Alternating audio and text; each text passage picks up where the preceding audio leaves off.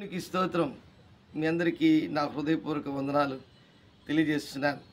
మరొక దినాన్ని దేవుడు మనకు అనుగ్రహించినందుకు ఆయనకు వేలాది వేల స్తోత్రములు చెల్లిస్తున్నాను.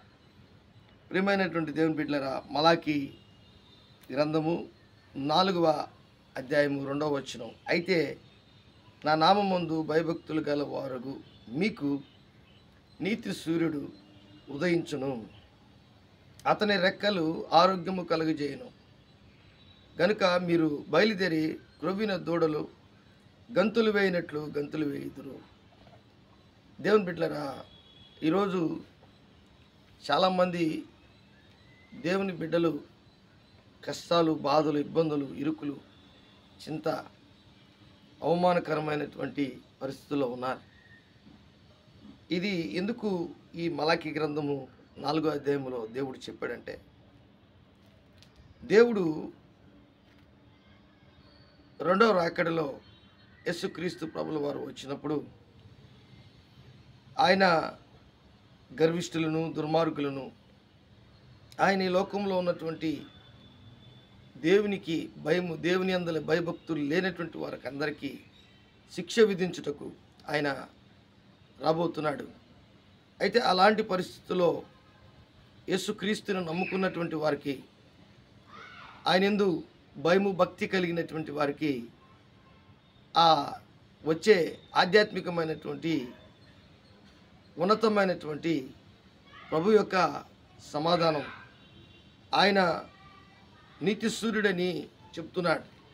కాబట్టి ఆధ్యాత్మికంగా నువ్వు ఆలోచిస్తే, దేవుని యొక్క ఉన్నతమైనటువంటి పిలుపును అందుకున్న నీవు, దేవుడిని ఎరిగినటువంటి నీవు, దేవుని యందు భయము, భక్తి కలిగినటువంటి నీవు, ఆధ్యాత్మికంగా ఈ లోకంలో శరీరాశ, నేత్రాశ, జీవపు డంబములు అన్నిటిని విడిచిపెట్టి ప్రభు కొరకు ఒక విశ్వాసిగాను, ఒక గొప్ప ఆధ్యాత్మికమైనటువంటి వ్యక్తిగాను, ఒక ఆధ్యాత్మికమైనటువంటి ప్రయాణములను చేస్తున్నటువంటి ఆ ఆధ్యాత్మికమైనటువంటి జీవితంలో కూడా దేవుడు నీకు ఇచ్చే ఆ బహుమానాల గురించి ఇక్కడ చెప్తున్నాడు. అయితే నా నామం ముందు భయభక్తులు గలవారు మీకు నీతి సూర్యుడు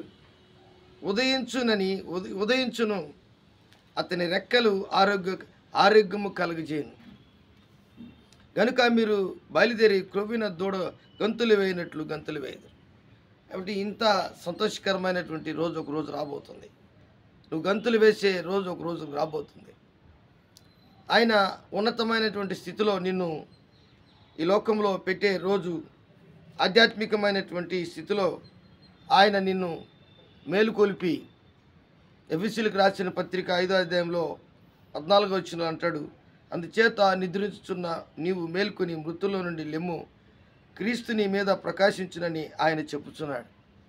అంటే ఈ లోకంలో ఉన్నటువంటి జంతువులు కానీ, పక్షులు కానీ, జీవకోటి, జీవరాశులన్నీ కూడా, భూమి, ఆకాశం అన్నీ కూడా సూర్యుడు ఏ విధంగా ఈ లోకంలో దేవుడు ఆయన పగలను ఏలుటకు, ఆది కాండంలో మీరు గమనించి, పగలను ఏలుటకు సూర్యుడిని మనకు ఏ విధంగా భూమికి అనుగ్రహించాడో, ఈ జీవకోటి ఏ విధంగా నిద్రలేస్తుందో, అలాగే నీ జీవితంలో కూడా ఆధ్యాత్మికమైనటువంటి దేవుని వాక్యము, దేవుని మాటలు నీతి సూర్యుని వలె నీ జీవితంలో పనిచేస్తూ ఉంటాయి.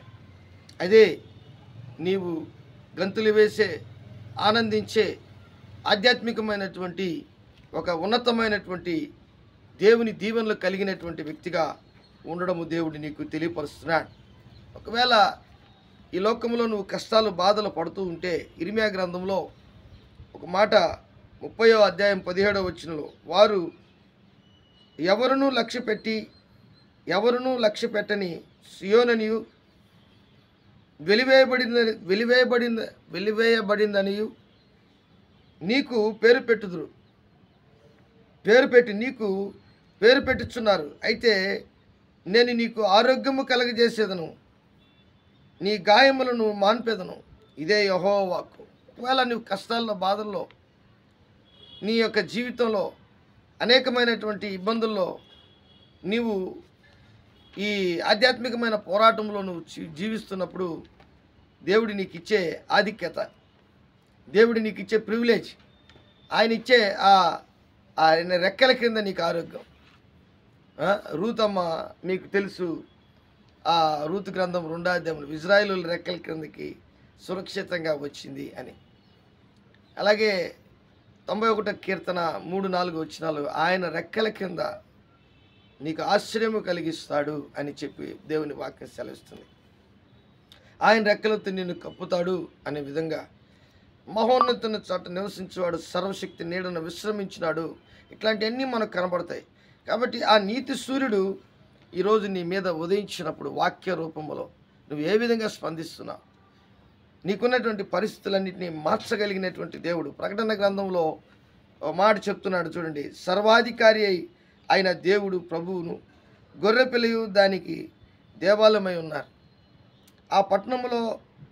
ఆ పట్టణములో ప్రకాశించుటకై సూర్యుడైనను చంద్రుడైనను దానికి అక్కర్లేదు. దేవుని మహిమే దానిలో ప్రకాశించుతున్నది, గొర్రెపిల్లయే దానికి దీపం.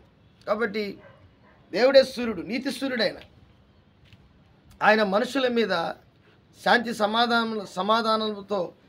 సమాధానాలతో వారి జీవితాన్ని ఉన్నతమైనటువంటి స్థితిలో పెట్టుటకు ఇష్టముగా నీతి సూర్యుడైనటువంటి దేవుడు ఉదయించే ఆ స్థితి నువ్వు ఈరోజు ఏ స్థితిలో ఉన్నావు ఒకసారి ఆలోచించు. కష్టాల్లో ఉన్నావా? భయపడద్దు. ఒక రోజుకి ఒక సమయం వస్తుంది. ఆ సమయము ఏంటంటే ఆధ్యాత్మికంగా దేవునికి భయము భక్తి, ఆయన నామం ముందు భయము భక్తి కలవారు మీకు నీతి సూర్యుడు. కాబట్టి ఆ సూర్యుడైనటువంటి నీకు కేడమైనటువంటి బలమైనటువంటి శక్తి ఉన్నటువంటి ఆయన మహిమాన్వితుడైనటువంటి సమాధానకర్త నిన్ను పరలోక రాజ్యానికి తీసుకెళ్ళినంత వరకు నీ మీద ఆయన కనుదృష్టి ఉంచి ఉన్నాడు. భయము, కష్టాలు, దిగులు, ఇబ్బందులు నీకు కలిగి ఉన్నను, అనారోగ్యము నీకు కలిగి ఉన్నను, నీ పరిస్థితులన్నింటినీ చక్కబెట్టి ఆయన నీకు సహాయము చేయగలిగినటువంటి గొప్ప దేవుడు అంటున్నాడు. దేవుడి వాక్యాన్ని దీవించి ఆశీర్వదించునుగాక. ఆమెన్. ప్రేమ నమ్మకం కలిగినటువంటి యేసయ్య కూడి వచ్చిన బిడ్డలందరూ ఈ వీడియో చూస్తున్నటువంటి ప్రతి బిడ్డను మీరు దీవించి ఆశీర్వదించమని, నీతి సూర్యుడా యేసయ్య, నీవు ఎవరి మీద అయితే భయము భక్తి కలిగినటువంటి వారి మీద నువ్వు నీ వాక్యము కిరణాలు, నీ యొక్క ముఖ కాంతి ప్రభువా, నైనా అపోస్తలుడైన పౌలు దమస్కులో ప్రభువా గుర్రం మీద సౌలుగా వెళ్తున్నటువంటి వ్యక్తిని ఆయన కళ్ళు పోగొట్టి ఆయనకి తిరిగి నీతి సూర్యుడిగా ఉదయించి ఆయన జీవితంలో పౌలుగా చేసి నీ సేవకుడిగా చేసుకున్నారు. అలాగా మా జీవితాల్లో కూడా మీరు చేశారు.